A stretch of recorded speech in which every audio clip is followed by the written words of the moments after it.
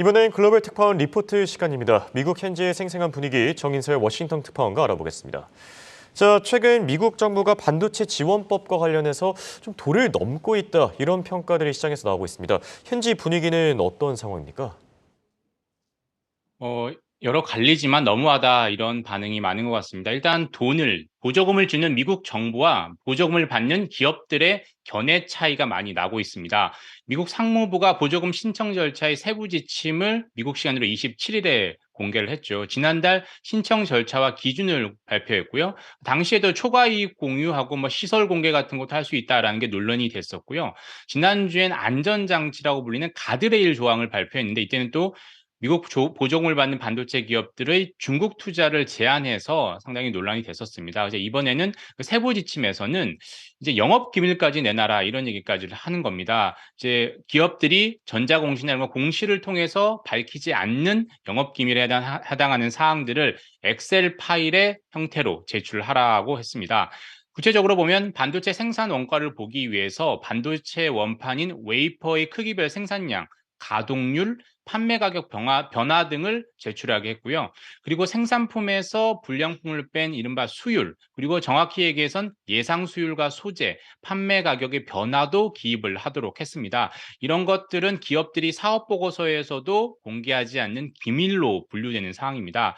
기업들은 이것저것 다 많이 내고 질문이 너무 많아서 종합 검진 문진표와 비슷하다라는 반응을 보이고 있습니다.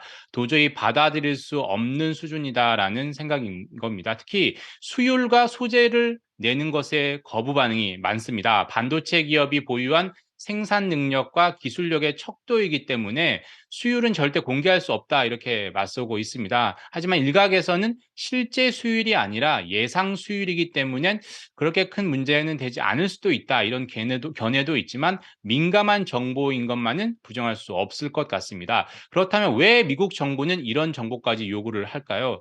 보조금이 미국인들의 세금에서 나오기 때문에 미국의 내부 여론, 정치를 고려하지 않을 수 없습니다. 그래서 이런 세금이 새는 건 아닌지 면밀히 볼 수밖에 없다라는 겁니다. 이런 사업성과 경제성을 보려면 이런 자료, 특히 원가 자료는 필수적이라는 건데요. 한국과 미국의 생각이 이렇게 많이 다르기 때문에 결국 다음 달 26일에 열리는 한미 정상회담에서 이런 부분에 대해 논의를 할 가능성이 높고요. 한국 기업의 피해를 최소화하면서 양국의 이해도 깨지 않는 쪽으로 얘기가 잘 돼야 될 것 같습니다.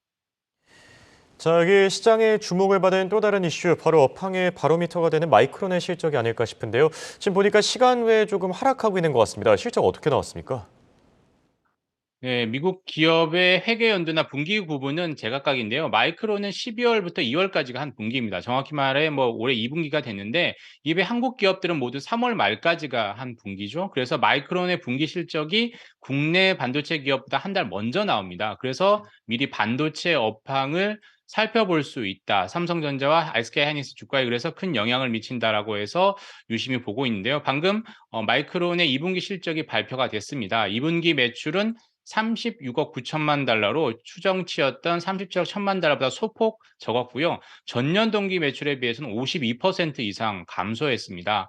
당기 순손실도 23억 달러로 전년도 22억 6천만 달러에 비해서 거의 비슷하거나 조금 늘었다라고 볼 수 있습니다. 시장 일각에서는 10여 년 만에 최대 손실을 볼 수도 있다 이런 예상이 있었는데 그 정도는 아니어서 시장은 그렇게 크게 실망한 것 같지는 않습니다. 그래서 마이크론 주가가 오늘 정규장에선 0.85% 하락 마감했는데요. 실적이 발표되고는 시간의 거래에서는 그 하락폭을 계속 만회하고 있습니다. 앞서 마이크론이 지난 1분기 실적 발표 때 당기 순손실이 15억 3천만 달러 그리고 직원 10% 구조조정을 하겠다 이런 내용을 발표했는데요. 그래서 한국 기업들은 어떻게 될 것이냐가 관심입니다. 일단 삼성전자, SK하이닉스 다 지금 그 실적 전망을 좀 하회하고 계속 내리고 있죠. 그래서 시장 관심은 반도체 업황이 앞으로 어떻게 될 거냐입니다. 상반기에 저점을 통과하고 하반기에 나아지냐인데요. 이날 마이크론은 직원 수를 추가로 감원하지만 재고가 개선되고 있고 업계의 수급 균형이 점진적으로 개선될 것이다라고 기대한다라고 밝혔습니다. 다소 긍정적인 부분이라고 할 수 있습니다. 과연 이대로 반도체 경기가 저점을 찍고 하반기에 반등을 꾀할 수 있을진 계속 주시해 봐야 될 것 같습니다. 지금까지 워싱턴에서 한국경제신문 정인설이었습니다.